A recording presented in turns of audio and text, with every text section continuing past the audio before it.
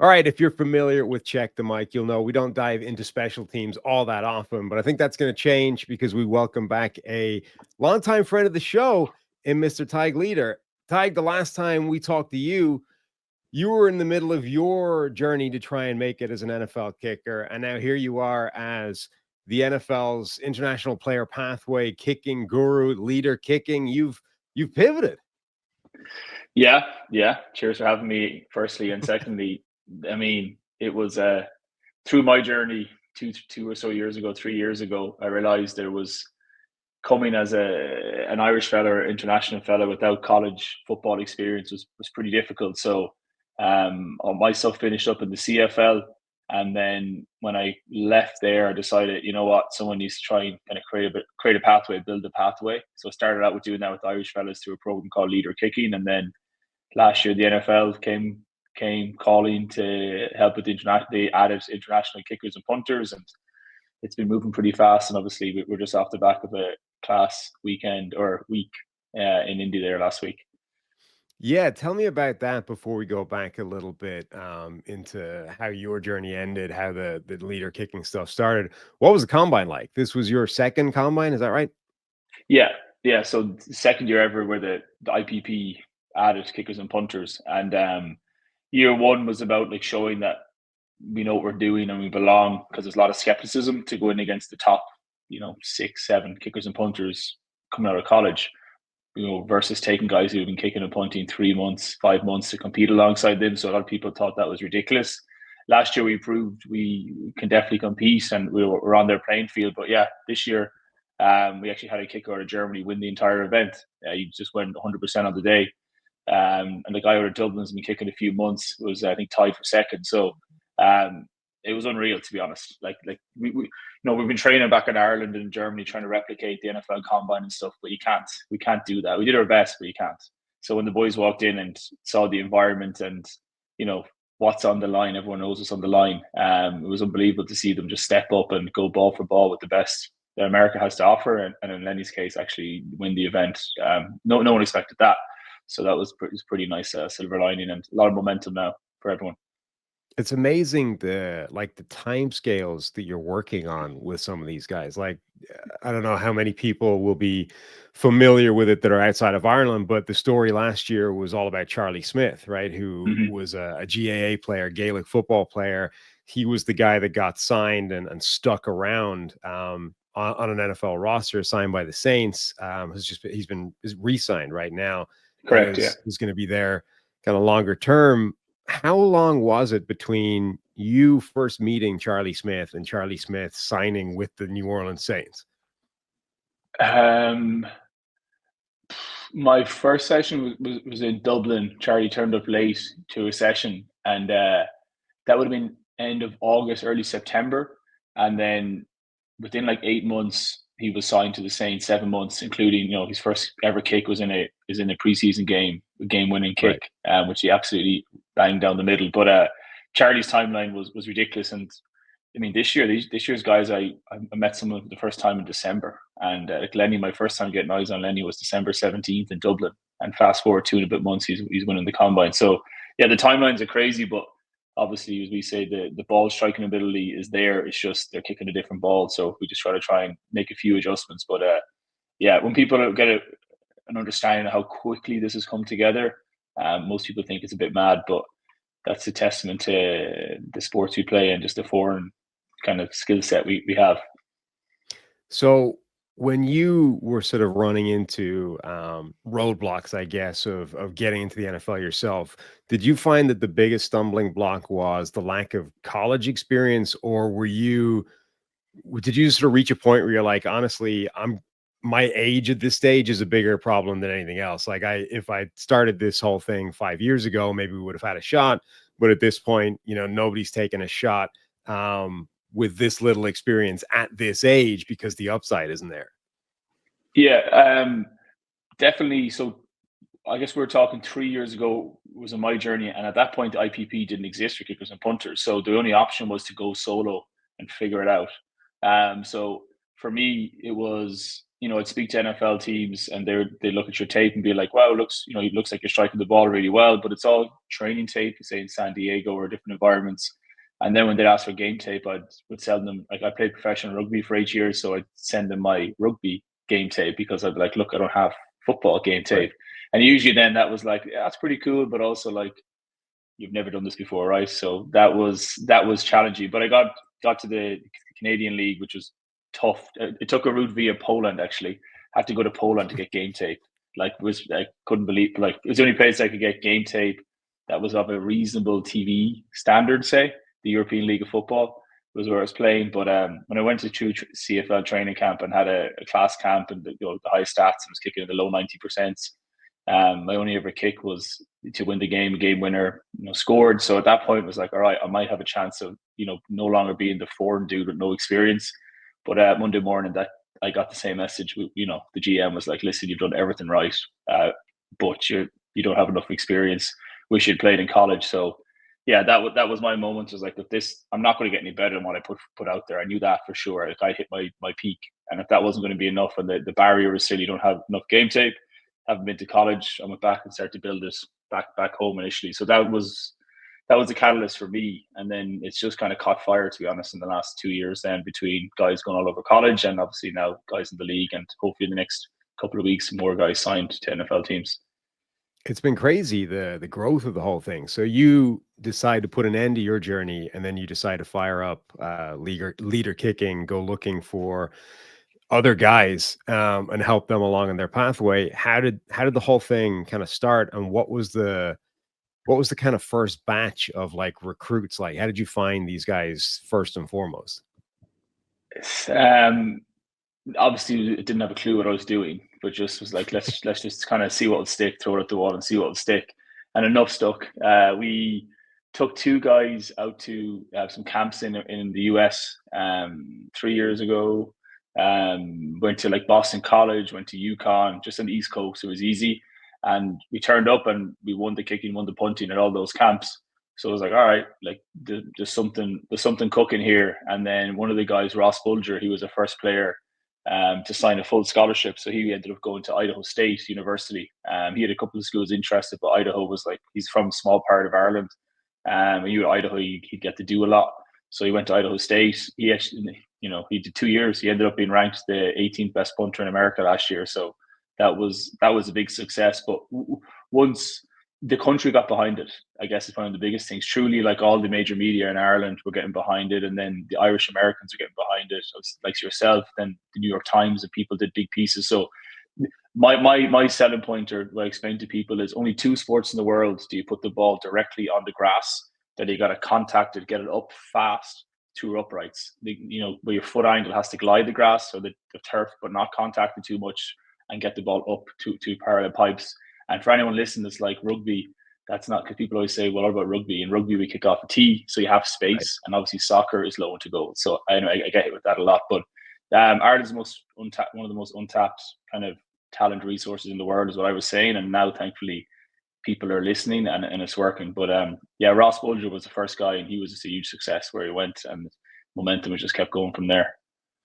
It's funny, you were telling me about that line and how that was kind of resonating with NFL people. And we found that, way back when we were bringing PFF or whatever to these guys, it's like it's finding a line that sort of somehow resonates in their brain, and you can tell that that hit them in a way the rest of this stuff is just not, right? It's washing over them. They're not really taking it in. They're not Mm, caring. They're not listening. But then all of a sudden, one line makes them go, "Oh yeah, that actually makes some sense." And all of a sudden, everything they're listening to it in a slightly different way because of that. Like that's a really important thing to have struck on, is to hit that one line that makes them think about the whole thing in a different way. yeah, it truly. And I didn't think of it until we're a little bit into the journey. One day I was just sitting down in Galway in the west of Ireland. I was just kind of just whatever. Your head's always running when when your career becomes trying to build something. Obviously, your head doesn't really leave that entrepreneurial space, say coaching space. But yeah, that stuck. And because obviously they don't have a clue as to what Gaelic football is. They be the US coaches, they don't have a notion as to what we're discussing here. So being able to just make it really, really, really just precise and clear, um, Yeah, and now we have the coaches googling Gaelic football, and people on YouTube and asking me questions, and then they stumble across hurling. That's another conversation. But anyway, yeah, it worked a treat, and it's true. And the boys are backing it up. So that's why we're rolling as fast as we are. And the IPP now has obviously opened up. We had Germans and Italians this year as well. So it's become more of a European thing. But in relation to Ireland and the kickers, that's why Gaelic football. It's also a heavy leather ball that they have to kick, and it's usually wet. So they can absolutely, in Yeah. Ireland, it's usually wet. So when they hit a dry ball in Indianapolis or something, it flies. So yeah, so how did the IPP stuff come about? So you've now you started off with just doing the leader kicking thing basically as a solo operation, and you're now the head coach of the kicking and punting with the international player pathway, which is this growing sort of force of bringing these international players to the game at the same time the game is going to international places. All these games, Brazil, Spain, Mm-hmm. Germany, Ireland now next year and beyond. It's a two-way street, right? We've got players coming to the game as well. Yeah, you feel the momentum on our side of the world that the game is coming to us. Obviously, the Steelers the Steelers do a lot in Ireland. They've really pushed it, which is like there's interest there. It's just the access isn't. So that's what's starting to change, and obviously all across Europe and South America, like it's happening. But and long may it continue. But obviously, one of the best ways to do it is we say sometimes you got to see it to believe it. So for an Irish guy to think, can I go play in the NFL? It's like, well, there's been a couple of guys that have gone before, but Charlie was born in Ireland, raised in Ireland, trained. All his training was done on the pitches in Ireland, and he's now with an NFL team. So it shows it's real, which is the biggest thing because that obviously inspires lads. But yeah, from personally, just the NFL last year, the IPP opened up. Obviously, it existed as a group. I think since 2017, maybe I might be wrong on that, but I'm not Jordan Mailata and stuff were the poster boys, but then they added kickers and punters. I just got a message one day saying, "Hey, we're looking to do this. What's your kind of thoughts?" And I got connected with the people there, and we had a couple of conversations. And my point was, if you're going to do it, like pay Ireland some attention and respect based on the striking the ball off the ground. I gave that whole spiel, and it worked. So then, we flew a couple of guys in from around, Ireland, UK, as far as India. Actually, we went to the UK, had a Wow. kicking combine, and 4 of the 5 guys that came out on top were Irish. So then, when we picked up 5 guys, we had 4 Irishmen, one guy from the UK, and they were the pioneers, the first group. Charlie obviously became the poster boy being signed. But I think it was the success we had with sending guys to college, and I had some level of competency in the role that it just came to me, and it worked. It worked so well because, as I said, we definitely exceeded expectations. And then this year we've blown past it with what happened there last week. So yeah, that's how it came to my doorstep. So last year it was it 4 or 5 Gaelic players, and then there was the one rugby player, right? What's this year's crop looking like? What's this year's? Tell me about the guys from this year's class.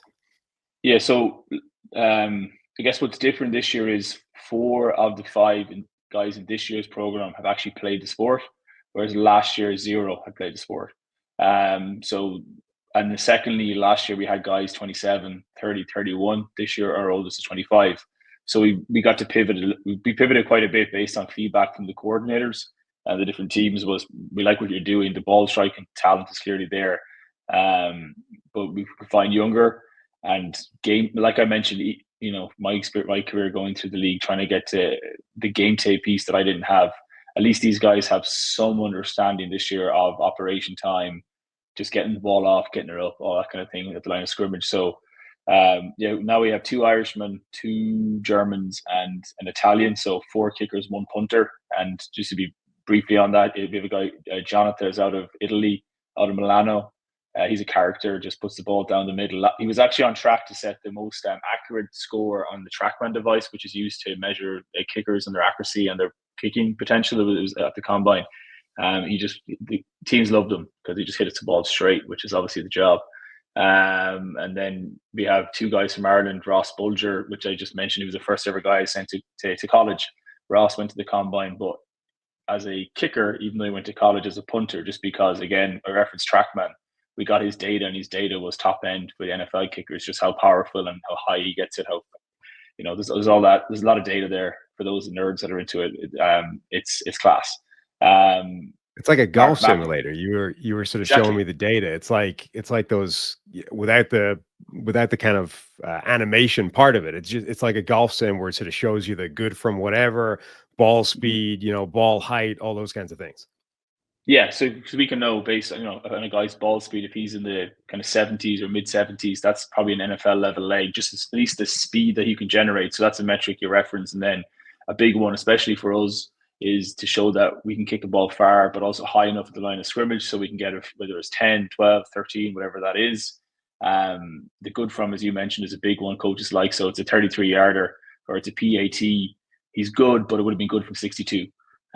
So just getting all that feedback is it's just a really good tool that we love. But speaking of trackman, going back to it, Mark McNamee was the only guy that hasn't played the sport. He plays for a Gaelic football club called Ballyboden in Ireland, and he was never a big name nor a star, but just has a cannon on his right foot.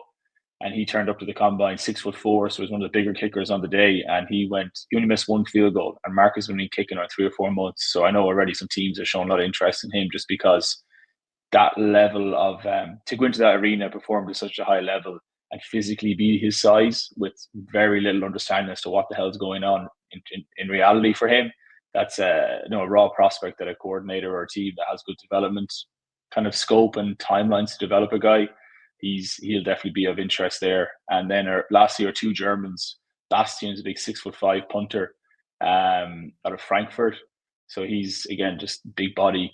Coaches like the big bodies. The eye test, as we say, that you don't have to be massive to be a specialist, but definitely doesn't hurt.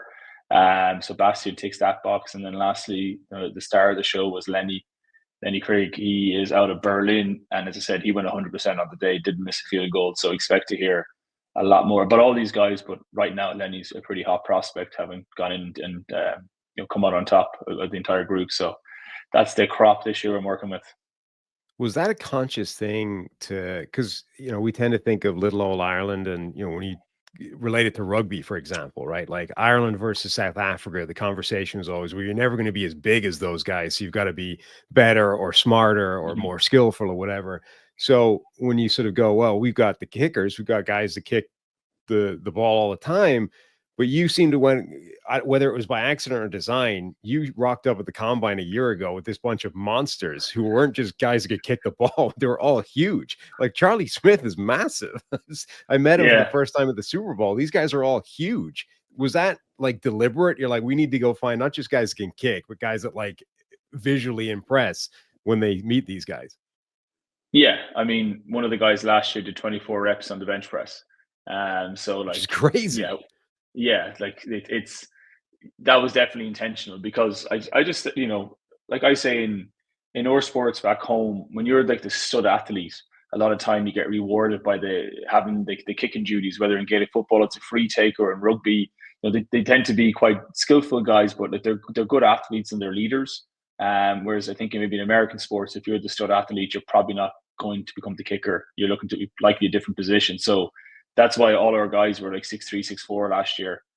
Big men, all in the 200 to about 225 in weight. So the coordinators last year loved that. They just thought they were all, especially with the new kickoff rules coming into play last year, just men that can stand in front of you and not just make a tackle, but actually drop the shoulder and legitimately like impact on the tackle. So yeah, that's been if two guys are the same size, definitely going to go with the bigger guy. Excuse me, two guys of the same ability, going to go with Right. the bigger guy. Coaches love that. Bigger is better. That is true, and the eye test is a real thing. So we try and make sure we give them athletes first who can kick versus kickers who are maybe not that athletic. And when I was talking to you at the combine, we decided, right, that Ross Bulger and I technically the same team. We used to play for both West Dublin Rhinos alumni. Right now, as I understand it, his stint there was a little bit shorter than mine, but still, this is a pathway we're developing, right? And what's good about that is, Ross got to his first ever exposure to the sport was playing in the domestic league because like people, Ireland has, and like most European countries or probably internationally even, like there's domestic leagues and there's great people who love the sport, put in a huge amount of time and effort, and for them to now say, we had a guy that played 4 or 5, 6 games for us. He went on to play D1, was one of the top prospects, top 20 in the country, and now he's at the NFL Combine, hopefully getting signed soon. I thought it was a really good way for us to connect more with the community, but also the Irish domestic game. And then for Ross, I mean, he got out of it. He got game tape, which was definitely helpful when in terms of trying to get him out to team. So that was a really nice way to everyone won in that scenario. Everyone won, Yeah. which is a great way to look at it. So we'll definitely look to continue that back home because the game's growing back home so much. But it's one thing having a game come or a college game come. But it's another thing like making a real genuine kind of impact at the grassroots level and like the club level because like the passion is unreal, but also there's some phenomenal players there I don't think get the respect they probably deserve. So it's cool if we can give more of a kind of shine a light on that. I mean, the level of cachet is incredible if he ends up going to the NFL. Like when I was playing, if a guy went to college in America, right, and caught on like a Division 3 or Division 2 school, it was the kind of news that like lingered for a couple of years. Division 2 or Division 3, replace that with the NFL, like it's a totally different world. I mean, him if he successfully makes that transition, it's an incredible story. Like it's genuinely inspirational for anybody that's playing in that league or thinking about thinking about would you go and watch an American football game in Castle Knock, right? You go and watch it because this team sent a guy to the NFL. Okay, it's not like it's a regular pipeline or anything, but like that's important. That's cool. Yeah. Like you say, I'm just sitting here listening to you. I'm like, yeah, like that's a few years ago that was just getting a guy to the States at any level was a success. But yeah, D2, D3 most likely. But yeah, now to say the new norm would be hopefully top level D1 football, which is the case. We've loads of guys now playing top D1 college, but there could be 3 guys in a couple of weeks on NFL rosters. And there's also other Irish guys in the league that just were playing long before we as a group existed. But there's Irishmen that are around the league now. So yeah, it's a new normal, and I think it's going to become a wave. I'm in the middle of it. I'm speaking to some of the biggest colleges at the minute. Just get a text from an NFL team as I was cycling my bike over here for this chat. Like it's the new normal, but like we definitely belong. So yeah, like I don't see any reason why this won't just continue to keep rolling, and it's only going in one direction. I think that's become pretty clear for everyone. That's what I was going to ask you. Like the NFL has gone, and specialists in particular, they've gone through these like waves of, going in certain directions. Like when the soccer kickers first showed up and suddenly everyone had to have a soccer kicker as their kicker. That was the new thing. And then if you didn't have an Australian punter at one point, you were just an idiot, right? That was everybody had to have an Australian punter. That's the way it went. Do you think now that we are on the verge, on the doorstep of like Gaelic kickers is going to be where we're at? Everyone is going to have a guy that can hit a 65-yard field goal. This giant, basically a former Gaelic goalkeeper. I mean, so far every arena we've stepped into, those athletes have stepped into, they succeeded. We even had a guy last year go to play Division 1 college football, and he went 100% of the season. Didn't miss a field goal longer, 51, 52. So the guys they're getting reps, they're taking it. Look at Charlie and the Saints. The Saints regularly had him backing up to 65, 68, 69 through camp and everything. So everywhere a guy has gone to compete, they've performed. Or so that's our sample size isn't massive, but every opportunity we get, we take. So and now teams are catching on, and now teams are understanding like it's not just like, oh, there was one kind of outlier. It's like, wait a second, there's like 8, 9 guys. Even I'm here at IMG Academy, renowned school, high school, they're now taking an Irish guy as a specialist. So like it's trickling through all the levels. So yeah, I think it's absolutely no reason why it won't. And every test the guys been hit with, they passed with flying colors. So yeah, we'll keep on it. As someone that's done this themselves, and my immediate intuition is it can't be that big a step based on the fact that they don't test them with this. But like, how big of a step is putting on the pads and a helmet and still maintaining, your technique, your process, and all that kind of thing? How, for all these guys that have never played football, how big of a step is that first kind of session where it's like, okay, now we put on pads and a helmet and see what the technique looks like? It's more so like entertaining for the first 5 minutes where the lads kind of heads are bobbing a bit, trying to get their neck stabilized, or like they're all pushing each other and hitting in and slapping their heads. just having a bit of banter with it. That's usually the first 5-10 minutes, but then like it really doesn't like once your technique and your focus is in the right place, aka as a kicker, once you give the nod to the holder, your eyes are zoned in on the spot. Like everything else is just like truly irrelevant. So it's yeah, it's not much of an issue, especially because they wear pretty small pads, and obviously kickers' face masks are pretty open. So it's more, Right. and a benefit is if a guy has played hurling, like it is a benefit. Like they've had something on their head, which a lot of our guys have done. So like that, it's more of an aesthetic thing. But once you get rolling, and the best thing is, again, I'll go back to it. These fellas are all top athletes from their chosen sport, where they're being hit, they're moving, they're dynamic. So I think a lot of coaches sometimes say, "Oh, will your guy break down when people start coming at him?" It's like they've been coming at them all their lives. Like it's nothing new. But also then you train them to a point where like you're not looking at the rush. Like your eyes are just zoned in on where the ball's going to be, and you let it rip.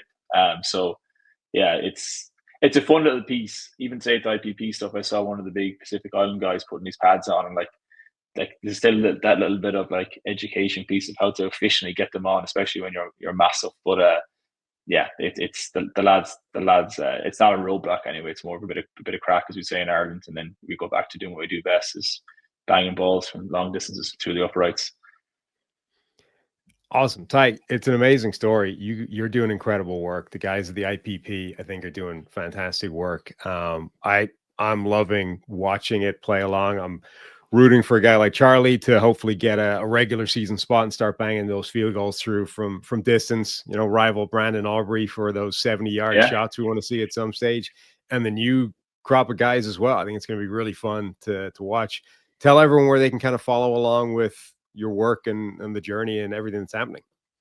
yeah. No, it's. I think people once they engage and know what's going on, they're enjoying following the journey. So I mean, for the NFL stuff, the IPP, just give it a Google. There's actually a documentary series shot every like week or two, takes you inside camp, because it's not just the kickers. We have some of the world's biggest names in rugby have come through this program in the last 12 months. So the NFL IPP program is where you get all that information. And then for guys going to college from around the world, I do that personally through just leader kicking. So you see it all on social media. And that is rocking and rolling fast, especially as college football changes and coaches now go to 105 and they're looking for combo guys.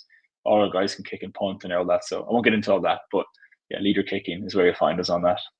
Awesome. Yeah, we'll definitely look into the IPP stuff a bit more. I met some of those guys when we were down at the Senior Bowl, and there's some absolute monsters in the Specimens. program this year. So definitely we'll talk to some of those guys closer to the time when they have their pro day in a few weeks here. But Ty, thank you so much for coming back on to check the mic, and hopefully it won't be as long the next time.